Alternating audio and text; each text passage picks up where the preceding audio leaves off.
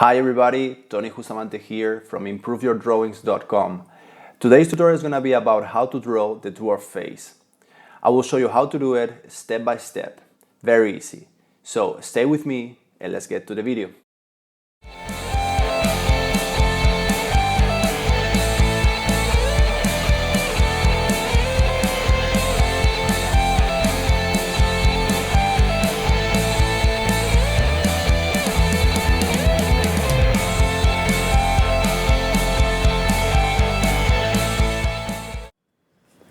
Hi, well, we are here for drawing the dwarf face, and well, as you can see, I have two spheres here. The first sphere is the human sphere, is the more narrow one.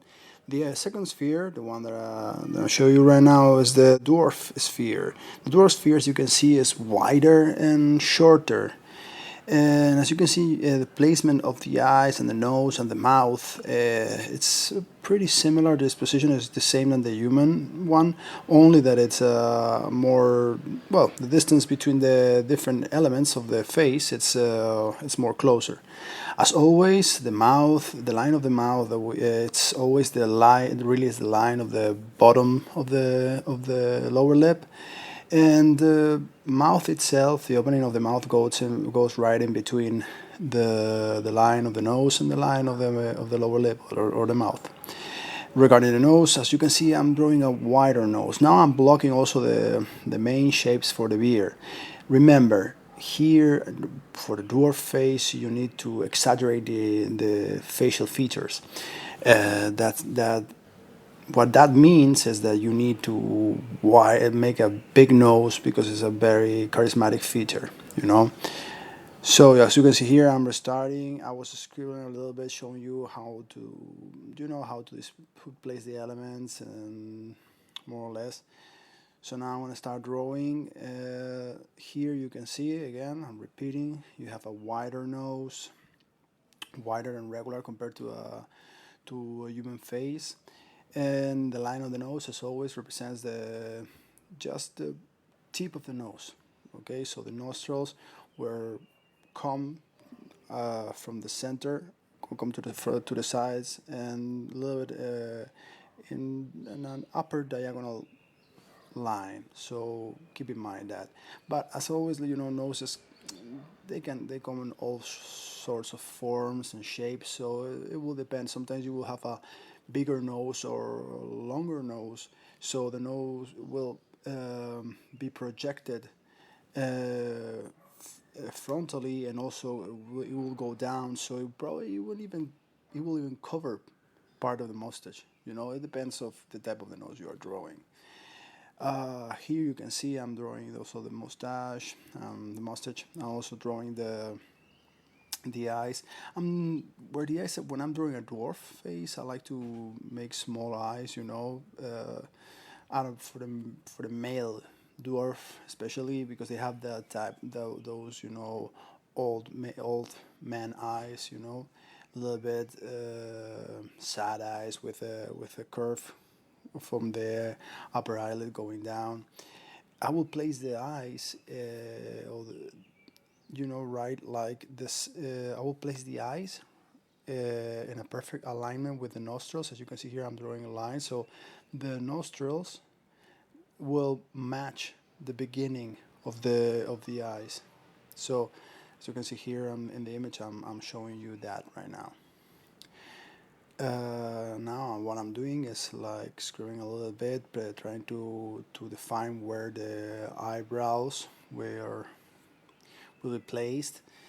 Also, I'm drawing the upper eyelid. Pretty. It's if you watch my previous tutorials about how to draw the human male face or the female face or the elf face, more or less it's the same thing. You follow the same steps because basically they are like human type characters. Even if it's a dwarf, it's a dwarf from a fantasy world. It's not a human. Or an elf is not a human. They have totally human features, so more or less you can see.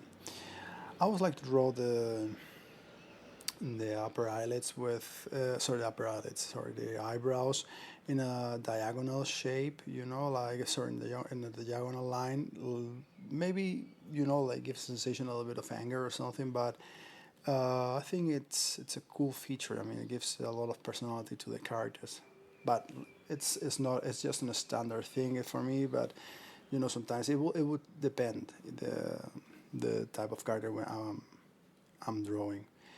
I'm also for dwarfs especially. I like to draw scars and all sorts of marks, even tattoos on the face.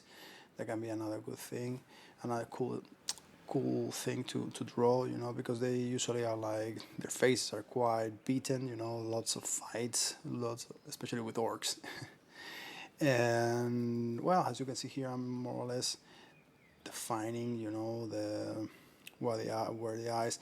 When you're drawing a dwarf, because the dwarfs have that they have a more or less they look like old people, because they have a lot of longevity, if you can say. They usually look quite old, so it's cool that you try to draw all those features from older people. For the eyebrows, I like to go a little crazy here with the hair of the eyebrows, and I'm drawing like quite fancy hair with a lot of strings of hair. Also for the mustache, I was starting to draw it here, and as you can imagine, there's gonna be a big mustache, pretty big. The nose also, I already more or less defined the main shape of the nose, and you see like pretty massive, not super exaggerated, but pretty big nose. Okay, now we are working a little bit more, like placing the ears.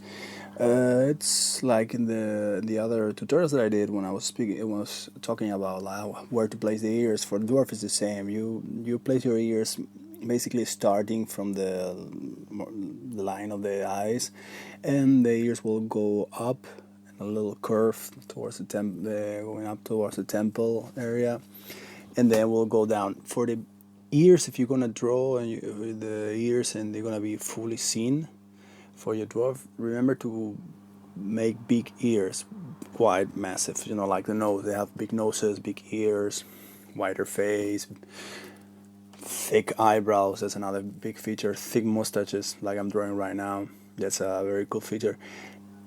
I actually drawing a dwarf is like drawing an orc. It's very funny, because you are exaggerating the elements a lot. You are really exaggerating the regular human features and placing them in a or really portraying them in a very dramatic, if you can say, dramatic way. Very cool to do. It's a very fun character to draw when you're drawing a dwarf or orcs. I really love it. Elves, well, it's cool. You draw your elf. It's also nice. They are more elegant, more beautiful. But I really enjoy to draw elves and orcs, because you can really push the design a lot there.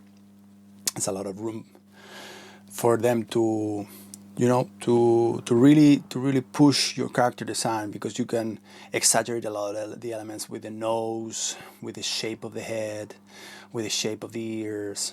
It's very funny characters to draw.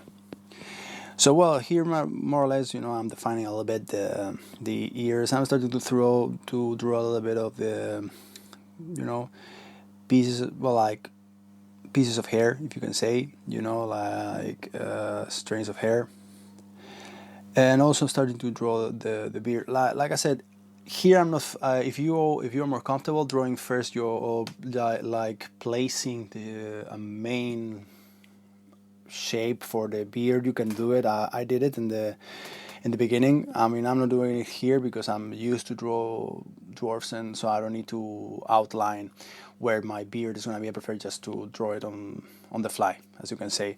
Also for the head, I prefer to focus more on the facial and the main features of the face, like the eyes, the nose, the mouth, and the mustache, and all these peripheral areas of the head. I prefer to concentrate later on. Once I have my main features defined and I know okay, this is working, this is cool, I really like how they look, so then I will start to draw outer areas. But again, if you don't feel secure enough and you wanna place all your elements first, like outline where every element is gonna be placed, please do it if you need it. It's the same. Some people they're able to draw full character, no outline, no nothing. They know perfectly where, even in any pose. You got people like Kyle Kopinski, for example, which is a great inspiration for me. Who has a great inspiration for me, and he lots of the time, not always, but lot of times, he draws and he starts drawing the character, and he just, he doesn't really need no outline, no boxing, no sticks and boxes, if you can say, for place where the arms is gonna be posed. He already knows, and he goes a little bit improvising. He goes on the fly.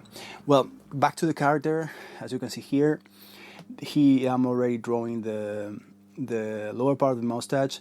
I will recommend you, if you are not used to draw dwarfs, check some of the concepts from Lord of the Rings, from Blizzard, Warcraft designs. They have all sorts of very, very cool beard designs. So you can make all sorts of hairstyles for the beard, or you can add some, I don't know how to call it in English. I think it's called some sorts of iron pieces or iron elements or metal elements there that helps to hold the beer.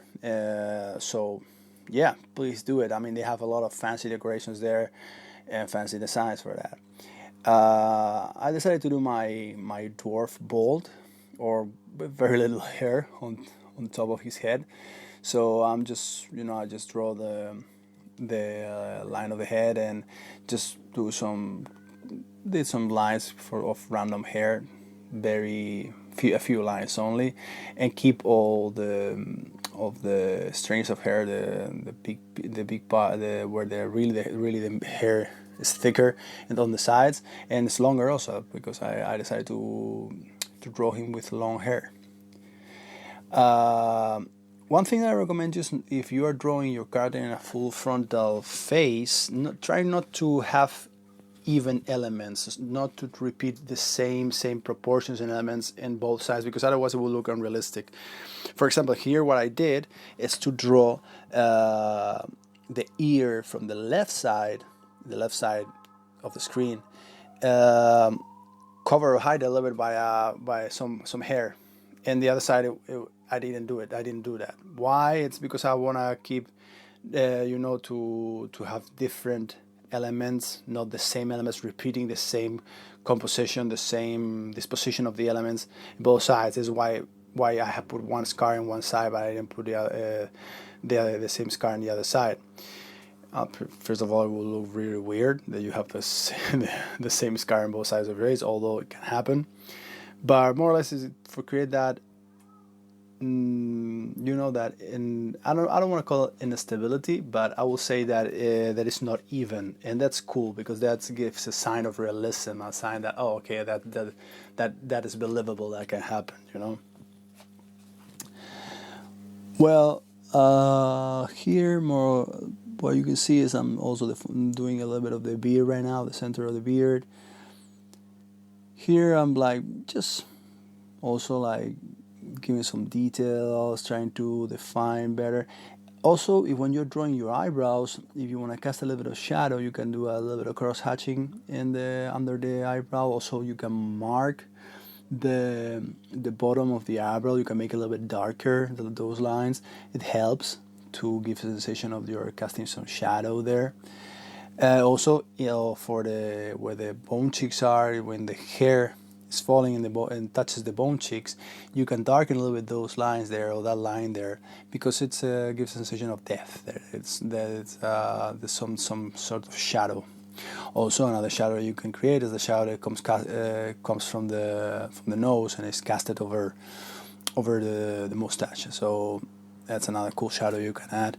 I'm not going crazy here with the light illumination because I want to focus more in about the drawing itself. But of course, you can start to experiment with different light sources. But for the purpose of this drawing, I just will keep it like fairly simple. Not crazy light. Here what I'm doing, I'm outlining where the hair of the head is, and probably now we'll start with the beard, because more or less all the elements from the face are done, also from the head and the longer hair. So I'm going to be focusing more in trying to make a really cool mustache and a really cool beard.